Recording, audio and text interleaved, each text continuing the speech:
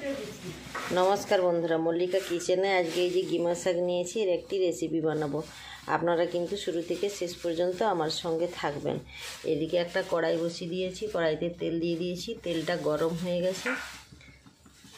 সরিষা এক চিমটে আর দুটো শুকনো লঙ্কা ছিঁড়ে দিয়ে দিয়েছি। এবার এই ফোড়নের উপরে আমি একটা কুচানো পেঁয়াজ দিয়ে দিচ্ছি।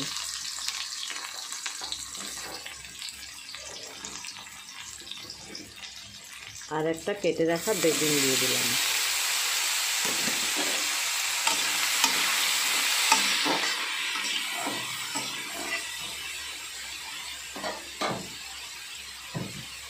দিয়ে আমি একটা ঢাকনা চাপা দিয়ে দিচ্ছি।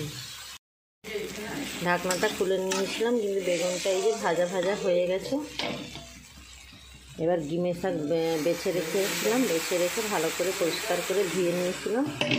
নেওয়ার পরে এই বেগুনের সঙ্গে দিয়ে দিলাম, দিয়ে একটু ভালো করে নেড়ে নিচ্ছি। এবারে আমি আন্দাজ মতো লবণটা দিয়ে দিলাম, আর এক চিমটে হলুদের গুঁড়ো দিয়ে দিলাম, দিয়ে এবার ভালো করে নেড়ে নিচ্ছি।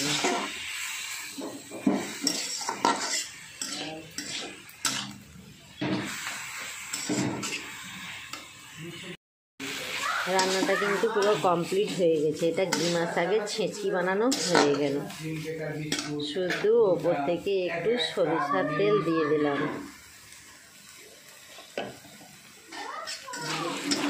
রান্নাটা কিন্তু কম টাইমে হয় আর খেতে কিন্তু অসাধারণ লাগে। আপনারা অবশ্যই বাড়িতে এভাবে বানিয়ে একবার খাবেন। খাওয়ার পর যদি ভালো লেগে থাকে লাইক করবেন, শেয়ার করবেন, সাবস্ক্রাইব করবেন, আর পাশে থাকা বেল আইকনটি প্রেস করবেন। আমি এখন নামিয়ে নিচ্ছি। আমি একটি পাত্রে নামিয়ে নিয়েছি, এবার আমি পরিবেশন করব। খুব সুন্দর কিন্তু দেখাচ্ছে, আপনারাও এভাবে করবেন। আজকের মতো তাহলে টাটা।